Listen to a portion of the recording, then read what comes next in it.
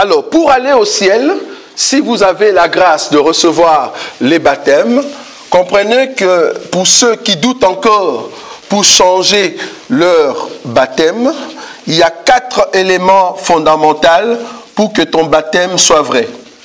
C'est quoi le 4 éléments fondamentaux? Si le 4 éléments, il y a seulement un élément qui n'est pas juste, ton baptême n'est pas juste. Et nous savons le prouver dans la Bible. Premier élément, la personne qui reçoit le baptême. La personne qui reçoit le baptême, qui reçoit le baptême. Deuxièmement, la personne qui donne le baptême. La personne qui donne le baptême. Troisièmement, l'enseignement. L'enseignement lié au baptême.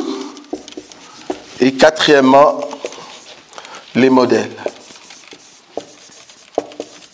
Le modèle du baptême. Voilà. Les 4 éléments déterminent si ton baptême est vrai. La personne qui reçoit le baptême doit être consciente de ce que tu es en train de faire. Nous ne donnons pas de baptême aux enfants, ni de bébés. Non, ce sont des personnes inconscientes. On donne le baptême à une personne qui a la maturité, qui a compris ce qu'il est en train de faire.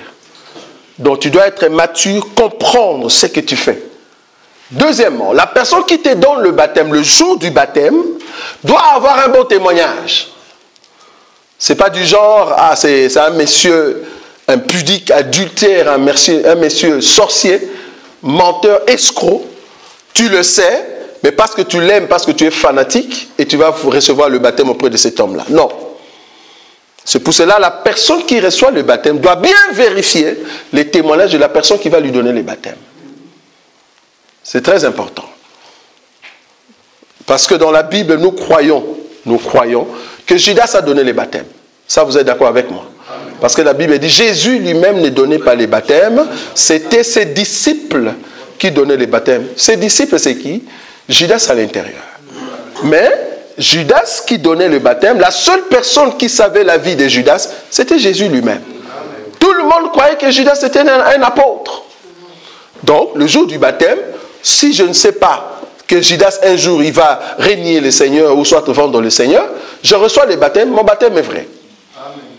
Donc, le jour du baptême, si le témoignage du monsieur est bon, ton baptême sera bon. Même si après quelque temps, les messieurs venaient à changer. Mais du moins, le jour où tu as reçu le baptême, comme son témoignage était bon, ton baptême est bon. Troisième élément, c'est l'enseignement lié au baptême.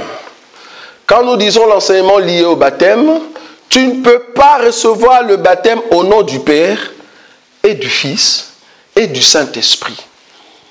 Quand Jésus a dit, baptisez-le au nom du Père, du Fils et du Saint-Esprit, c'est un nom, mais qui a une partie Père, Fils, Saint-Esprit. Et les disciples ont compris maintenant le nom en question, parce qu'on reçoit le baptême par un nom. Parce que même Paul va dire quelque part, si d'autres personnes reçoivent le baptême au nom de mort, vous voyez, c'est parce que le baptême se donne par rapport à un nom. Les disciples, après la révélation, après le Saint-Esprit, ils ont compris que le nom du Père et du Fils et du Saint-Esprit, c'était Jésus. Ils ont donné le baptême au nom de notre Seigneur Jésus. C'est le nom de la révélation, c'est le nom qui sauve. C'est l'empreinte, au fait. Quand tu reçois au nom de Jésus, c'est l'empreinte. C'est comme si, voilà, cet homme a le cachet qu'on appelle Jésus. Mais on ne va pas dire cet homme a le cachet qu'on appelle au nom du Père et du Fils et du Saint-Esprit. Ça n'a pas de sens. Le cachet, c'est le nom. Le nom, c'est Jésus que tu as sur ton front. C'est par rapport au baptême. C'est ça l'enseignement. Tu ne peux pas prendre le baptême sous un drapeau. Non. Tu ne peux pas prendre le baptême au nom d'un prophète. J'ai été étonné des gens qui donnent le baptême au nom de leur prophète. Le seul nom qu'on doit recevoir le baptême, c'est le nom de Jésus. Amen. Si on t'a donné le baptême au nom d'un autre prophète, un homme mortel qui va peut-être pas se réveiller avec nous ou partir au ciel, mais du moins tu as reçu le baptême en son nom. Si ce baptême-là tu l'as reçu, c'est un faux baptême. Donc tu dois reprendre le baptême. Et quatrièmement, il faut que le baptême soit selon le modèle. J'étais choqué de voir qu'il y a beaucoup, surtout ici en France et en Belgique, qui reçoivent le baptême dans des piscines et dans des baignoires. Soit disant, non, non, non, le Seigneur va revenir, soyons pressés, viens, baignoire, boum. Mais le Seigneur ne revient pas, ça fait déjà 5 ans. Pourquoi vous étiez pressés alors? Donc du coup, c'est tout un esprit pour pousser les gens à dire, voilà, va dans la fausseté facilement. Mais heureusement, le peuple de Dieu ne peut pas être séduit. Même si le peuple de Dieu était amené à faire ces baptêmes-là, Dieu va toujours le ramener dans le vrai. Amen. Vous voyez? Le modèle dans la Bible que Jésus nous a légué, c'est d'aller là où il y a beaucoup d'eau, là où il y a la source. Pourquoi? Parce que la source, c'est l'image de la vie. Nous ne mourrons pas quant à la parole. Parce que toute eau, mais qu'on a mis dans un récipient, cela veut dire parole. Mais l'eau qui coule, qu'on appelle les eaux, cela typifie le monde. C'est pour cela que nous recevons le baptême quant au monde, nous mourrons quant au monde, et nous ressuscitons quant à Christ. Il y a une explication là-dessus. Donc, on ne peut pas te mettre dans un tonneau. J'ai vu les gens recevoir des baptêmes dans un tonneau. Il y a un qui a reçu le baptême, il doit entrer entre les pieds de son pasteur et le pasteur lui crache dessus. Je dis, pasteur, est-ce que tu as brossé?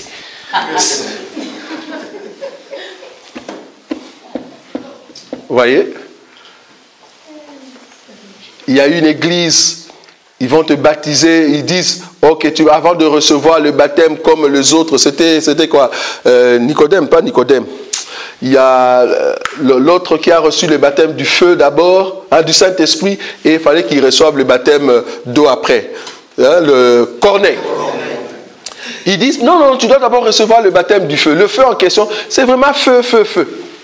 J'ai dit, ah bon, si le Messie se brûle, vous voyez, ils pensent que c'est vraiment le feu. Donc, des hommes réfléchissent par rapport au baptême. Nous ne réfléchissons pas, nous regardons les Écritures et nous pratiquons. C'est très important. Deuxième élément, quand je parle du modèle, vous allez entendre des gens qui vont vous dire que le baptême, quand tu le reçois, après ce baptême, il faut maintenant aller faire la Sainte Seine. Or, tu ne peux pas faire la Sainte Seine sans pour autant qu'on te lave les pieds.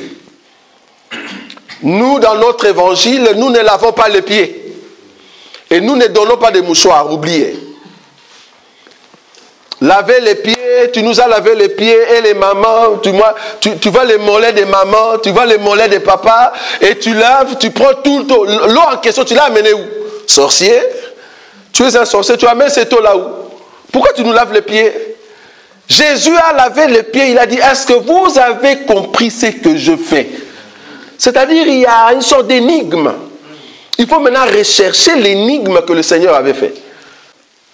Et nous disons que le baptême n'est pas lié avec la Sainte Seine. Ça, c'est autre chose. Le baptême est lié avec l'imposition de main. Quelqu'un qui reçoit le baptême, après, il doit recevoir l'imposition de main. C'est très important. Donc, ceux qui vont recevoir le baptême, nous allons le faire. En tout cas, veuillez nous aider, si seulement vous aimez le Seigneur. Nous allons faire le baptême d'ici, je crois, 2 heures. Nous allons aller faire le baptême d'eau. Mais il faut qu'il y ait aussi imposition de main. Comme ça, vous êtes complet. L'imposition de main, c'est quoi? Nous laissons Dieu dégager en vous le don que vous avez. Il y a une grâce potentielle que vous avez. Mais il faut que le Seigneur puisse se dégager. C'est-à-dire, il y a une sorte d'énergie. Et cette énergie, c'est comme si le Seigneur va bouger en vous pour que vous soyez un élément dangereux dans le monde. En fait, d'annoncer Jésus avec vivacité. Vous voyez? C'est ça l'imposition de main. Donc il y a une force qui va vous donner la joie et vous n'avez plus peur. C'est comme si quelqu'un, on lui a dit, écoute, tu as maintenant le visa pour aller partout. Voilà. Maintenant, tu n'as plus peur parce que tu as maintenant le baptême qui est juste et tu as le nom de Jésus que tu peux proclamer et tu n'as plus peur. Et c'est là-bas que tu peux crier comme Paul, la mort m'est un gain. Même si on me tuait, je m'en fous. mais du moins je proclame Jésus. Vous voyez? Donc c'est ça le secret. Le secret, c'est ça. Donc, le matin, nous allons faire le baptême. Permettez que le dimanche, que vous puissiez venir à temps et nous allons faire ce qu'on appelle imposition de main. Nous allons juste prier pour vous, afin que Dieu dégage en vous la grâce. Vous avez des grâces, mais il faut que cette grâce soit, en fait, propulsée par la main du Seigneur. Amen.